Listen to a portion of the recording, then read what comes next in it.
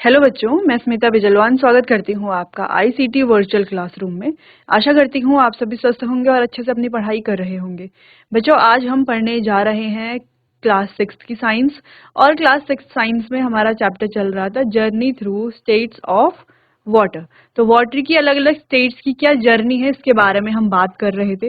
अपने last lecture में हमने देखा कि कंडेंसेशन प्रोसेस क्या है, इवेपोरेशन प्रोसेस क्या है। ठीक है, चलिए तो उसी से आगे हम चैप्टर को आज कंटिन्यू करते हैं। तो बढ़ते हैं स्मार्ट बोर्ड की तरफ।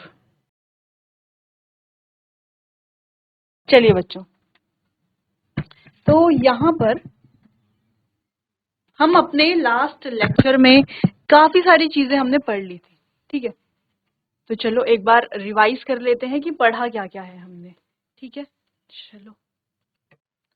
तो हमने बात की थी मैटर की, पहले अलग अलग स्टेट की, सॉलिड, लिक्विड और गैसेस स्टेट। यहाँ पर क्या क्या प्रोसेस होती हैं, कैसे कैसे इवेपोरेशन होता है, कैसे कंडेंसेशन होता है, ये दो प्रोसेसेस हमने यहाँ पर डिटेल में डिस्कस की थी अपने लास्ट लेक्चर में। ठीक है, यहाँ तक हमने कंप्लीट कर लिया था।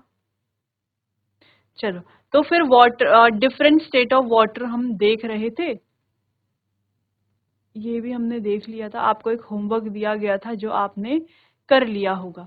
तो बच्चों, यहाँ पर थोड़ा सा डिस्कस करते हैं कि क्या क्या हमने पढ़ा था। तो देखो, सबसे पहले हमने बात की थी कि जो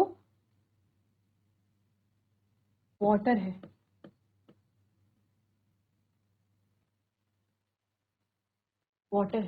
वाटर की अलग अलग स्टेट्स होती हैं। वाटर की अलग अलग स्टेट होती है। अच्छा, वाटर खुद भी तो एक स्टेट है। कैसी स्टेट है? एक लिक्विड स्टेट है। तो हम देखते हैं वाटर की अलग अलग स्टेट होती हैं। तो अलग अलग स्टेट है कौन कौन सी हमारे पास? एक है सॉलिड स्टेट, एक है लिक्विड स्टेट, और एक है हमारे पास गैसियस स्टेट। ठीक है, ये तीनों स्टेट है। अगर हम सॉलिड स्टेट की बात करें, तो अगर हम सिंपल इस तरीके से देखें, ये हमारे पास एक आइस क्यूब है। ये हमारे पास क्या है? Ice cube. आइस क्यूब से क्या बन रहा है? वाटर। और वाटर से क्या बन रहा है? वाटर जो है, इस तरीके से वाटर से वाटर वेपर बन रहा है। तो ये क्या है?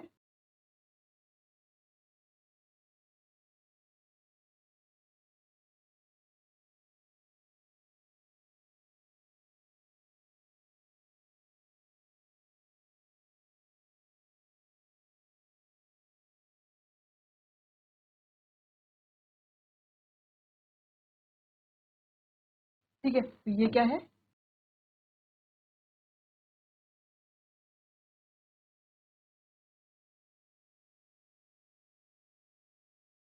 ये है वाटर वेपर। ठीक है, ये तीन चीजें पहले हमने देखी। अब ये जो आइस है, आइस से वाटर बनने की ये जो प्रोसेस है, इसमें हो क्या रहा है कि आइस का टेम्परेचर बढ़ रहा है, फिर वो वाटर में कन्वर्ट हो रहा है। फिर वाटर का टेम्परेचर बढ़ने पर वाटर जो है वो वेपर में कन्वर्ट हो रहा है। इस तरीके से मैटर की जो स्टेट्स हैं उनमें चेंजेस आ रहे हैं। ठीक है, पहली चीज तो ये हो गई।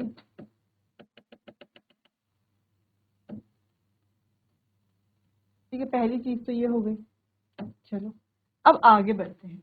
अब बात करते हैं कि ये जो सॉलिड स्टेट है, वो तो हम समझ गए कि आइस से वाटर बन रहा है। तो क्या हो रहा है यहाँ पर? जैसे ये हमारे पास है आइस। आइस से क्या बन रहा है? वाटर। ठीक है, आइस क्या है? सॉलिड स्टेट है, और वाटर क्या है? लिक्विड स्टेट है। तो यहाँ पर हुआ क्या? यहाँ पर इस प्रोसेस को हम क्या बोलेंगे? इस प्रोसेस को हम बोलेंगे मेल्टिंग। क्योंकि यहाँ पर मेल्टिंग ही तो हो रही है। ये जो सॉलिड है ये मेल्ट हो रहा है, पिघल रहा है, तब जाकर के किस में कन्वर्ट हो रहा है? वाटर में कन्वर्ट हो रहा है। ठीक है, चलो, तो पहली प्रोसेस तो समझ में आ गई। लेकिन जो दूसरी प्रोसेस है जिसमें वाटर से हमें क्या देखने को मिल रहा है? दूसरी प्रोसेस में क्या है? वाटर से क्या देखने को मिल रहा है? Water vapour. इस प्रोसेस को हमने क्या, वाटर वेपर, वाटर क्या है, लिक्विड स्टेट में है, और वाटर वेपर क्या है, गैसियस स्टेट में है। इस प्रोसेस को हम क्या बोल रहे हैं? इस प्रोसेस को हम बोल रहे हैं इवेपोरेशन। ठीक है, क्या बोल रहे हैं? इवेपोरेशन बोल रहे हैं। अब ये जो इवेपोरेशन की प्रोसेस है, ये होती कैसे है, इसको थोड़ा सा समझ जाते हैं। ठीक है, इवेपोरेशन की प्रोसेस की बात करते हैं। तो ये हमारे पास एक बीकर है। इस बीकर में क्या है, हमारे पास वाटर है।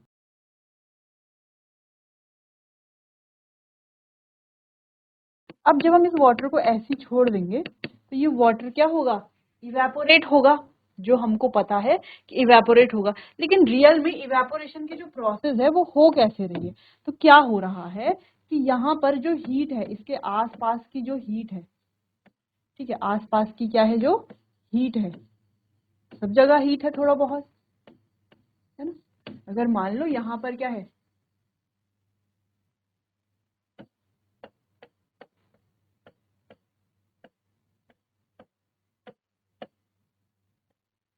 इस तरीके से सन है, तो आसपास क्या है, हीट है। ठीक है, तो ये वाटर के जो पार्टिकल्स हैं, जो छोटे छोटे पार्टिकल्स हैं, वाटर के जो पार्टिकल्स हैं, ये क्या करते हैं, ये वाटर के जो पार्टिकल्स हैं इस हीट को क्या करेंगे, एब्जॉर्ब करेंगे। हीट को क्या करेंगे, एब्जॉर्ब करेंगे। हीट को जब ये एब्जॉर्ब करते हैं वाटर के पार्टिकल्स, तो धीरे धीरे ये वाटर के पार्टिकल्स का क्या होने लगता है, टेम्परेचर बढ़ने लगता है, ऐसा हम बोल सकते हैं ना। धीरे धीरे जब ये हीट को एब्जॉर्ब करते हैं तो ये वाटर के पार्टिकल्स वाइब्रेट करने लगते हैं, है ना। कौन से वाले, ये जो सरफेस के पार्टिकल्स हैं, कौन से पार्टिकल, सरफेस पार्टिकल्स।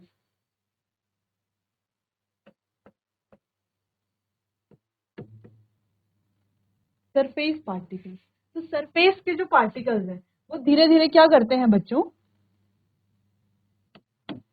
सरफेस के जो पार्टिकल्स हैं वो धीरे, वो हीट को एब्जॉर्ब करते हैं और पार्टिकल्स वाइब्रेट करने लगते हैं, जिन वजह से पार्टिकल की काइनेटिक एनर्जी बढ़ जाती है। अब ये काइनेटिक एनर्जी क्या है, काइनेटिक एनर्जी का मतलब है बच्चों जो मूव करने की एनर्जी होती है। कोई भी चीज मूव कर रही है यानी कि उसकी क्या है, उसके पास क्या है, काइनेटिक एनर्जी है।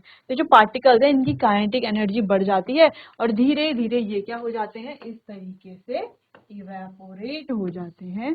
क्या बन जाते हैं, वेपर बन जाते हैं। ये वाटर है, वाटर का वेपर ये है। ये क्या था हमारे पास, ये था वाटर। ठीक है, तो वाटर से वाटर वेपर इस तरीके से बन जाता है। ठीक है, क्लियर है। तो धीरे धीरे ये सारा पानी क्या हो जाएगा, इवेपोरेट हो जाएगा। क्लियर है। तो वो ये जो इवेपोरेशन की प्रोसेस है, ये क्या है, जो ये इवेपोरेशन की प्रोसेस,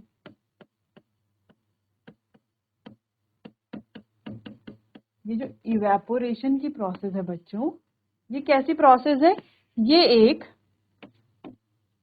ये क्या है, एक सरफेस फिनोमिना है। क्या है ये प्रोसेस, एक सरफेस फिनोमिना है।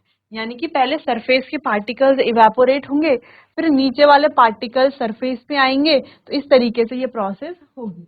लेकिन दूसरा इंपॉर्टेंट पॉइंट ये है कि ये जो इवेपोरेशन की प्रोसेस है, इस प्रोसेस में रियल में क्या हुआ, इस प्रोसेस में लिक्विड से क्या स्टेट बनी, गैसियस स्टेट। ठीक है, तो लिक्विड स्टेट से वाटर किस में चेंज हो गया है, गैसियस स्टेट में। तो क्या प्रोसेस है ये, लिक्विड स्टेट से गैसियस स्टेट में चेंज होने की जो प्रोसेस है उसी को हम क्या बोल रहे हैं, इवेपोरेशन बोल रहे हैं। पहली चीज तो बहुत क्लियर है, आपको बहुत अच्छे से समझ में आ गई होगी कि इवेपोरेशन की प्रोसेस है क्या, या कैसी प्रोसेस ये है। ठीक है, चलिए, क्लियर है, कोई कंफ्यूजन तो नहीं कि इवेपोरेशन क्या होता है। ठीक है, लिक्विड से गैस में बदलने की जो प्रोसेस है उसको इवेपोरेशन बोलेंगे। ये एक सरफेस फिनोमिना है, सरफेस के पार्टिकल्स पहले इवेपोरेट होते हैं। तो हम अपनी डेली लाइफ में इवेपोरेशन देखते हैं। तो डेली लाइफ में हम कहाँ कहाँ पर इवेपोरेशन देखते हैं बच्चों? जब हम अपने घर में पोछा मारते हैं, मॉपिंग करते हैं, तो वो पानी इवेपोरेट हो जाता है। जब हम नहाते हैं तो बाल गीले होते हैं हमारे, फिर कुछ समय के बाद बाल जो है अपने आप सूख जाते हैं, यहाँ पर भी इवेपोरेशन है। जब हम बर्तन देखते हैं, बर्तन धोते हैं, तो वो गीले रहते हैं, पानी से धोते हैं क्योंकि, ठीक है, लेकिन कुछ समय के बाद वो सूख जाते हैं, तो वहां पर भी इवेपोरेशन है। बारिश होती है, जैसे आजकल बारिश का मौसम है, आज भी बारिश हो रही है, लेकिन कल ये जो सारा पानी है वो सड़कों से गायब हो जाएगा अगर कल धूप आती है तो, ठीक है।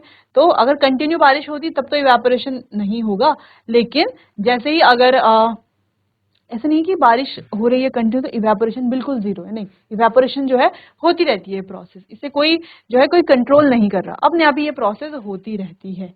ये पहली चीज है, ये ध्यान रखना है। दूसरी चीज ये है कि जैसे आप आज बारिश हो रही है, कल अगर बारिश नहीं होती, आज शाम को बारिश रुक जाती है, तो आप क्या देखेंगे कि जो सड़कें हैं जो पूरी तरीके से गीली हो चुकी है पानी से, शाम तक वो भी सूख जाएंगी, है ना। कैसे सूखेंगी? क्योंकि वहां पर भी क्या हो रहा है, इवेपोरेशन हो रहा है। ठीक, क्लियर है? इवेपोरेशन वाला पॉइंट समझ में आ गया है। अब बात करते हैं एक और इंपॉर्टेंट प्रोसेस की, जो कि है कंडेंसेशन। अब ये जो कंडेंसेशन की प्रोसेस है बच्चों, ये कैसी प्रोसेस है? यहाँ पर क्या हो रहा है कि किसमें चेंज आ रहा है? जो गैसियस स्टेट है,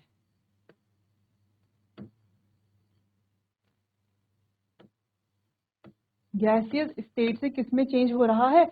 लिक्विड स्टेट में।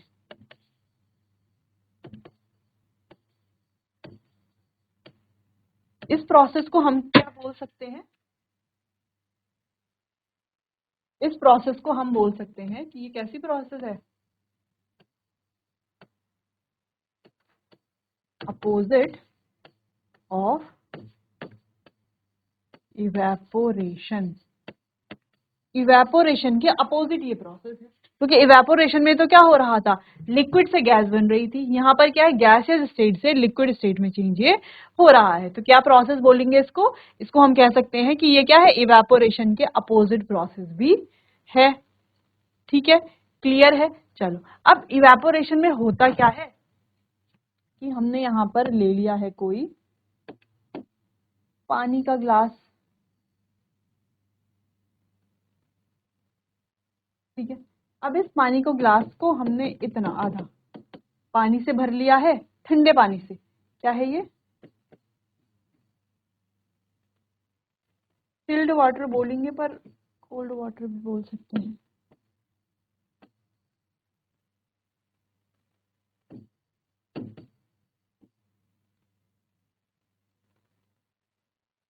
चिल्ड वाटर, और इसमें डाल देंगे हम आइस क्यूब।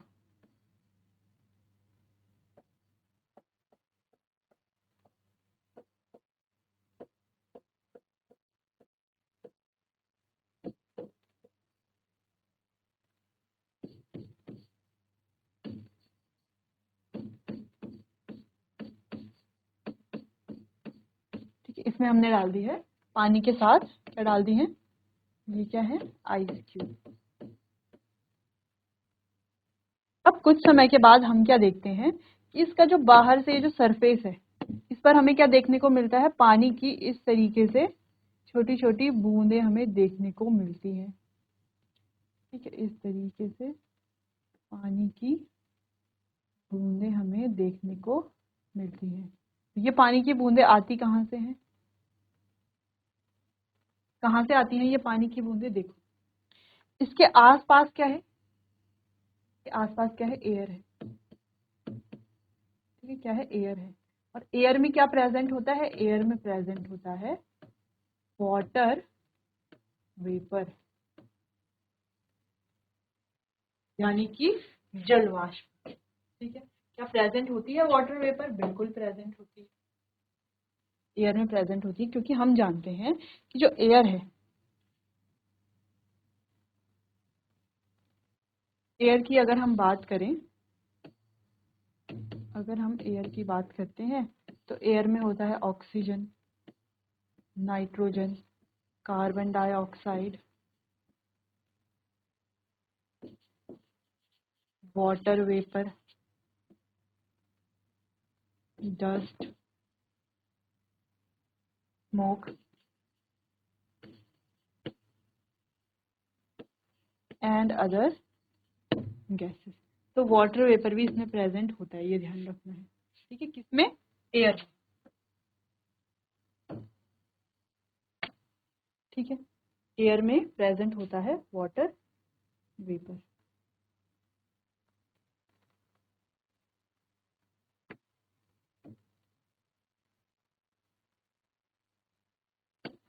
ठीक है, अब ये जो वाटर वेपर प्रेजेंट है चारों तरफ से, क्या प्रेजेंट है? ये वाटर वेपर प्रेजेंट है।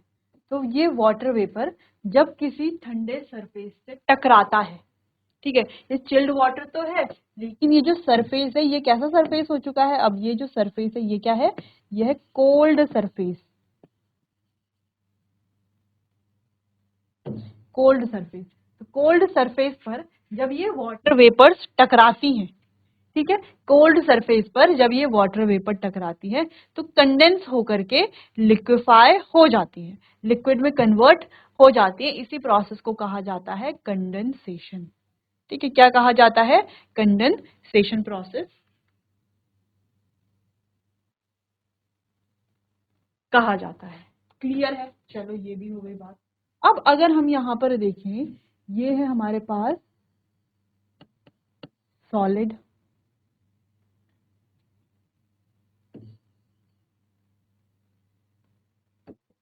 लिक्विड,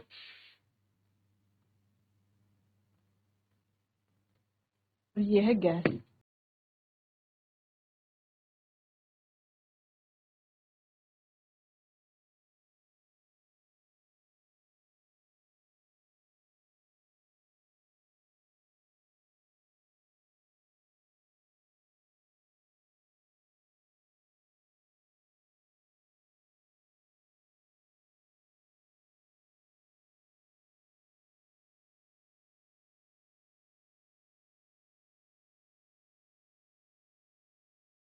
ठीक है, क्या है? सॉलिड, लिक्विड और गैस। तो देखो दो चीजें हैं यहां पर।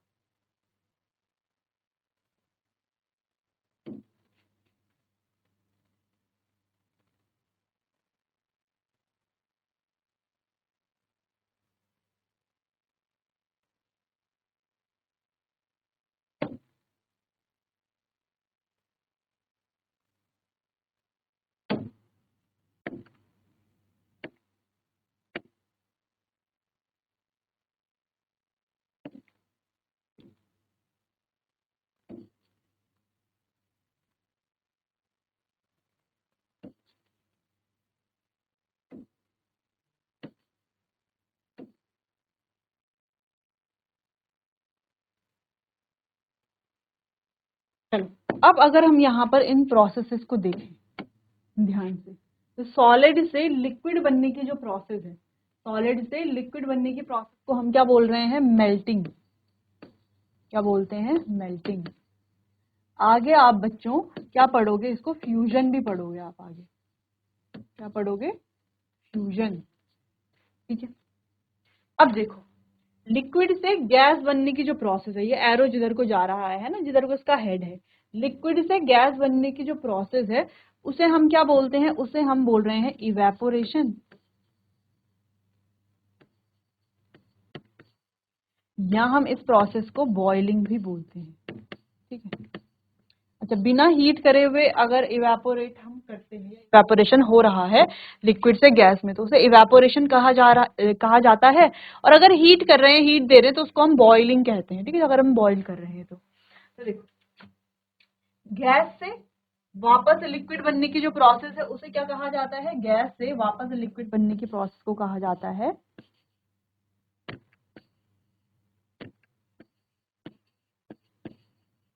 कंडेंसेशन। ठीक है, वहीं लिक्विड से वापस सॉलिड बनने की जो प्रोसेस है उसको क्या बोलते हैं? उसको बोलते हैं फ्रीजिंग। क्या कहेंगे बच्चों? फ्रीजिंग कहेंगे। ठीक है, अब आ जाती है एक और चीज कि सॉलिड से गैस बनना और गैस से सॉलिड बनना।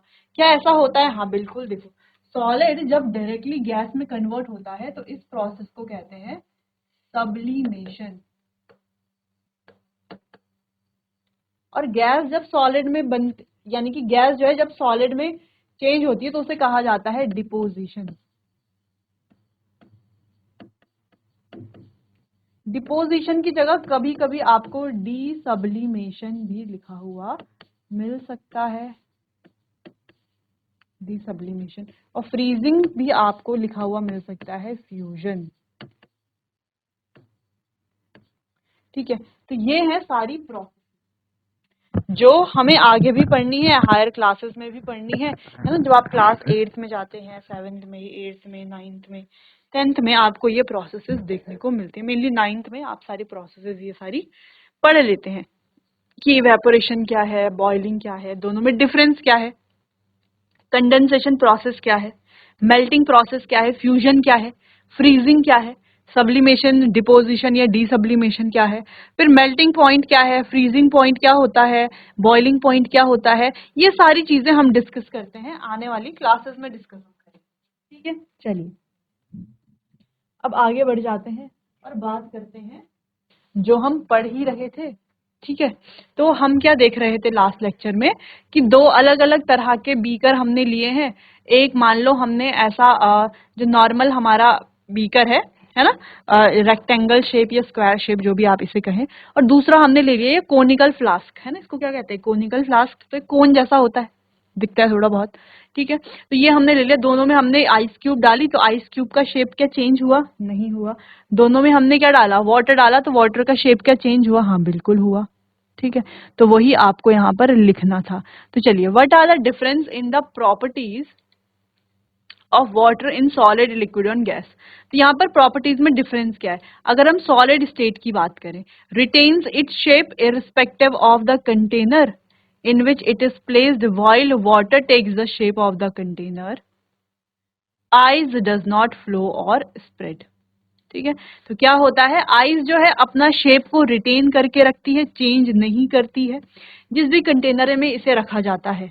जबकि पानी जो है, जिस कंटेनर में पानी को रखा जाता है वो उसके ही शेप को ले लेती है ना। पानी को गोल कंटेनर में रखेंगे तो पानी का शेप गोल हो जाएगा, यानी कि पानी का कोई एग्जैक्ट शेप नहीं है। क्योंकि आइस क्यूब का तो शेप है ना, आइस का तो शेप है। उसको आइस को हम क्यूब के शेप में जमा दे तो आइस का शेप क्या हो जाएगा? क्यूबॉइड हो जाएगा, है ना। आइस सॉरी क्यूब जैसा हो जाएगा। आइस को अगर हम किसी राउंड वाले खांचे में जमाएं, है ना, फ्रीज करें, तो आइस का शेप क्या हो जाएगा? राउंड हो जाएगा। तो आइस को हम जिस तरह के कंटेनर में जैसा हम उसका शेप लाना चाहते हैं वैसा हम शेप ला सकते हैं। लेकिन एक बार अगर आइस ने अपना शेप ले लिया तो वो अपने शेप को रिटेन करके रखती है, शेप को लूज नहीं करती। मान लीजिए हमने आइस को जो है क्यूब वाले फॉर्म में और राउंड वाले फॉर्म में जमाया। ठीक है, आइस हमें एक राउंड वाली आइस मिल गई, एक क्यूब वाली आइस मिल गई। अब ये जो है अपने शेप को रिटेन करके ही रखेंगे, शेप को चेंज नहीं करेंगे। ठीक है, क्लियर है? चलिए, और ये फ्लो भी नहीं करते, स्प्रेड नहीं होती। जैसे हमने बर्फ को एक जगह में रखा तो बर्फ जो है पूरी जगह में फैल नहीं जाएगी, जहां पर रखा हुआ है वहीं पर ही रहेगी। हाँ, अगर वो मेल्ट होती है तब वो वाटर बन जाएगी, तब तो वो स्प्रेड होगी।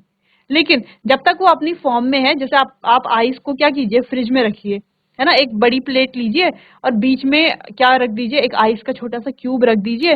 तो क्या ये आइस का क्यूब जब आप इसे फ्रिज में रखेंगे तो क्या ये पूरी प्लेट में फैल जाएगा? नहीं ना। वहीं आप क्या कीजिए, प्लेट में पानी रखिए, है ना। कितना मान लीजिए 1 गिलास पानी आप डालिए प्लेट में, या आधा गिलास पानी आप डालिए और उसे फ्रिज में रखिए। तो आप क्या देखोगे कि पानी जो है वो पूरी ट्रे में, पूरे जो आपके पास प्लेट थी उस पूरी प्लेट में फैल जाएगा। यानी कि आइस की जो प्रॉपर्टी है वो स्प्रेड करने की या फ्लो करने की नहीं है। वाटर की बात करते हैं, liquid state flows and changes its shape. तो ये फ्लो करती है और अपने शेप को चेंज करती है। कौन? जो वाटर होता है, ये लिक्विड स्टेट जो है। Water do not have a fixed shape. तो वाटर का कोई फिक्स्ड शेप नहीं होता। It takes up the shape of the container in which it is kept. तो इसे जो है वाटर का कोई फिक्स्ड शेप नहीं है, तो ये उसी कंटेनर का शेप ले लेती है जिस कंटेनर में इसे रखा जाता है। बट लेकिन इसका जो वॉल्यूम है वो क्या होता है, कांस्टेंट होता है। तो हम लिख सकते हैं आइस के पास एक कांस्टेंट शेप और कांस्टेंट वॉल्यूम दोनों चीजें हैं, जबकि वाटर के पास कांस्टेंट शेप तो नहीं है लेकिन कांस्टेंट वॉल्यूम है ना, फिक्स्ड शेप नहीं है, कांस्टेंट वॉल्यूम है। Do water also possess the property of spread, क्या वाटर जो है वो स्प्रेड होता है, तो हाँ बिल्कुल, water also have the property to spread. तो वाटर की प्रॉपर्टी क्या है, स्प्रेड करने की। फ्लूइड की प्रॉपर्टी यानी कि flow, property to flow, flow करने की प्रॉपर्टी है। आप क्या कीजिए, पानी लीजिए अपनी बॉटल, आपके पास वाटर बॉटल तो है ही, वाटर बॉटल को खोल करके आप पानी नीचे डालिए, है ना, फर्श पर। तो क्या पानी जो है एक जगह में ढेर लगा करके इकट्ठा हो जाएगा क्या, बिल्कुल भी नहीं। पानी जो है जहां पर आप डालेंगे वहां से बहते बहते जहां भी उसको बहने के लिए ढलान मिलेगी वहां जो है पानी पूरा स्प्रेड हो जाएगा, पूरा फैल जाएगा। ठीक है, क्लियर है। चलिए वाटर वेपर की बात करें, gases exhibit a property of spreading out in the entire available space. तो अगर हम देखो गैस की बात करें तो गैस का तो एक फिक्स्ड वॉल्यूम है, तो गैस केवल अपने उतने ही एरिया पर क्या करेगी, स्प्रेड करेगी जितना उसका वॉल्यूम है। सॉरी, वाटर जो है वो फिक्स, उसका फिक्स्ड वॉल्यूम है, इसलिए वो फिक्स जगह पर क्या करेगा, स्प्रेड करेगा। लेकिन अगर हम वाटर की जगह बात करें एयर की, तो एयर का जो है या वाटर वेपर की, तो वाटर वेपर जो है इसका कोई फिक्स्ड वॉल्यूम नहीं होता, जिस वजह से जहां पर भी ये स्प्रेड होती है उसका एंटायर स्पेस ये ले लेती है, पूरी जगह को ये घेर लेती है। ठीक है, तो gases does not possess the fixed shape, तो इनका कोई फिक्स्ड शेप नहीं होता। Water vapour exist even at room temperature though it is invisible to us. तो वाटर जो है रूम टेम्परेचर पर भी जो है एग्जिस्ट करती है, लेकिन फिर भी though it is invisible to us, फिर भी हमें दिखाई नहीं देती, जबकि ये प्रेजेंट होती है एयर में ही जो हमारे आसपास प्रेजेंट है। The water that evaporate during process like drying of cloth and mopping floor contribute to the water vapour in the air around us. तो जो वाटर कुछ प्रोसेसेस जैसे कि कपड़े सुखाना, फ्लोर को मॉप करना, बर्तन को सुखाना, इन प्रोसेसेस में वाटर का जो वेपर बनता है वो वेपर जो है हमारे आसपास की जो एयर है वहां पर ही प्रेजेंट होता है। तो आप जो है अब तीनों स्टेट से फैमिलियर हैं। Other state also exist in these state, जैसे कि वैक्स, ऑयल और घी। तो ये जो है अलग अलग स्टेट हैं जो एग्जिस्ट करती हैं। तो कुछ और एग्जाम्पल की बात करते हैं। तो आपको क्या करना है, सॉलिड के, लिक्विड का और गैसेस के 10-10 एग्जाम्पल लिख के आने हैं, ये आपका होमवर्क है। आपके आसपास आप देखेंगे जो चीजें आपको दिख रही है केवल उनका ही एग्जाम्पल आप लिखेंगे। तो 10 सॉलिड, 10 लिक्विड और 10 गैसेस चीजों का एग्जाम्पल आप लिख करके आएंगे। ठीक है, चलिए नोट कीजिए इतना।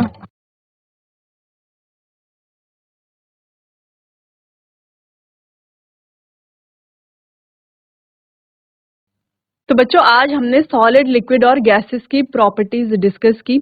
हमने देखा कि सॉलिड की जो प्रॉपर्टी है, यानी कि सॉलिड का क्या होता है बच्चों, फिक्स्ड शेप होता है, ठीक है, फिक्स्ड वॉल्यूम होता है। जैसे हमने आइस क्यूब की बात की, सॉलिड में हमने आइस क्यूब डिस्कस किया है या आइस डिस्कस की है। तो आइस का एक फिक्स्ड शेप है, फिक्स्ड वॉल्यूम है, इसकी टेंडेंसी नहीं है फ्लो करने की, ये फ्लो नहीं करती है। नेक्स्ट हमने बात की लिक्विड की यानी कि वाटर की। तो वाटर की टेंडेंसी है फ्लो करने की, ये फ्लो करता है। वाटर का कोई फिक्स्ड शेप नहीं होता, जिस भी कंटेनर में इसे डाला जाता है ये उसी का ही शेप जो है वो ले लेता है, लेकिन इसका एक फिक्स्ड वॉल्यूम होता है। जब हम गैस यानी कि वाटर वेपर की बात हम करते हैं तो इसका ना फिक्स्ड वॉल्यूम होता है ना ही फिक्स्ड शेप होता है। ये एंटायर स्पेस को ऑक्यूपाई, यानी कि जिस भी जगह में या जिस भी कंटेनर में इसे रखा जाता है ये उसका पूरा स्पेस, एंटायर स्पेस को ऑक्यूपाई कर लेती है। ठीक है, तो ये कुछ प्रॉपर्टीज हमने यहाँ पर डिस्कस की। इसके अलावा आपको होमवर्क दिया गया है, आपको 10 सॉलिड, 10 लिक्विड और 10 गैसियस चीजें जो आपको अपने आसपास दिख रही हैं उनके एग्जाम्पल नोट कर लेने हैं। जैसे आप पेंसिल, बुक है, कॉपी है, तो ये सभी सॉलिड स्टेट में है। या आप ऑयल देखते हैं, कैरोसिन देखते हैं, पेट्रोल देखते हैं, ये सब लिक्विड स्टेट में है। ठीक है, तो इस तरीके से आपको एग्जाम्पल लिख करके आना है। तो चलिए बच्चों आज के लिए इतना ही, मिलते हैं अपने आने वाले अगले सेशन में। तब तक के लिए आपका बहुत बहुत धन्यवाद।